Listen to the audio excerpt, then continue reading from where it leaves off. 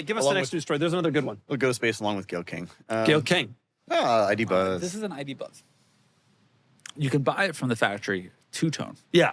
Like this one is. But early on in production, they had a lot of trouble doing this. Like for a bunch of production constraint reasons, they could only make single color ID Buzzes. It has come out this week that those aren't really selling.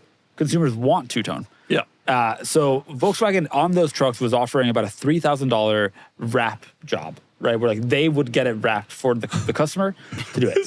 They have now this week said that they will split the cost of that with dealerships. So the dealerships can discount it to $1,500 and Volkswagen will chip in $1,500 So to get it VW wrapped. is paying to wrap the ID Buzz so it'll sell, which honestly is a pretty good idea. Because I got to be honest, I haven't seen I haven't seen a full color one yet. The two-tone, I wouldn't even consider one that isn't two-tone. It looks so cool. Also, the single colors are boring. It's like gray and silver. I've seen maybe 4 ID Buzzes, 5 on the road. They're all the two-tone. They all look absolutely wonderful. And all the other ones are waited, languishing on dealer lots till this. Now, of course, it becomes a question. Like, if you're going to buy a used one, do you want the one that was wrapped 10 years ago? No, you probably want the one that was painted like that from the factory. Yeah. But there's a lot of cars that are wrapped now.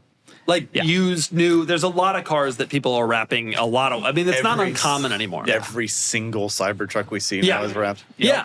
And a lot of Model Ys and X's and all and just in general. It's like become pretty common. But to do it from the manufacturer is pretty cool. They're splitting the cost. It's just such like they need to sell these, the white, the black, the silver one. What do you do it? You have to pretend assume, it's the other one. Yeah, you have to assume that this is going to be informative of future production. Yeah. And that they probably either won't make any single color ID Buzzes going forward, or they'll make a much, much smaller mix of them. Right. It does sound like that was their plan, but like for early ones, just for production constraint reasons, weren't this. But I'm going to give you my ID Buzz take. Please. I think this is the coolest car on sale, and yet I don't think it's going to sell. It's a shame that I agree with that. I wish they had done the short wheelbase. I think it was a massive mistake not doing it. Yeah, it's not true. No, but it would have been able to discount the price. Yeah. And honestly, I think people would have bought it because I think they misunderstood who was going to be the buyer for this car. I think they thought it would be families looking for like an SUV or minivan alternative. And I think really it's like older empty nesters who want something cool and electric. This is the only cool electric car on sale. And so it's sort of the Rimac Navara, am I right? And the McMurtry. And the McMurtry, right. McMurtry, Rimac Navara, this. ID Buzz. And if they had done a shorty that cost 47, that would have been really appealing. Instead, there's a longy that costs 75. And probably more with tariffs. Yeah, it's much less appealing. And I think that they messed it up. There's still time to get it right, folks. You can still do this. But I don't think it's going to sell. But I just love that it needs to be two-tone. That's true. I mean, we live in the land of new EVs. We see them all the time. And I just have not seen that many. I've seen a couple, but not that many. I've seen a few, and I think they're really cool. But I do think if they had been 47 grand shorties, we'd be having a conversation about Filippo might be thinking about picking up one used in 3 years. Truly no chance, but yeah. I'd be here for it. But yeah, they have to be two-tone to sell. To be two-tone to sell. It makes sense. It really does. But I've never seen somebody like be that... A company like Volkswagen be scrappy. This is what like a startup would do to pretend that they were never that color.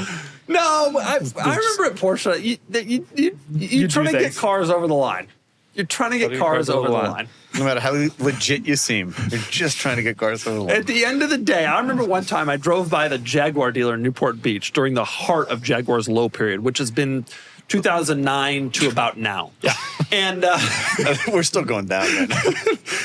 And I drove by and they had brand new Jags out front with writing, like neon writing on the windshield. And I'm like, what the hell? But at the end of the day, you're just trying to sell cars. Like no matter what you are, you're just trying to move units. We all. All right. Selling an enthusiast car can be a difficult and frustrating task. Classified sites lead to much wasted time with tire kickers and scammers and the dreaded lowballers. That's why I created Cars and Bids. Submit your car in just a few minutes and you'll be supported by me and my team, ensuring your car is put in front of more enthusiasts than anywhere else. Look at how much these cars in recent auctions sold for over their trade-in values. This is the trade-in value, and this is the Cars and Bids result. Here's the trade-in offer, and this was the Cars and Bids result. And here's the trade-in offer, and this is a Cars and Bids result. Get started now and sell your enthusiast car on carsandbids.com.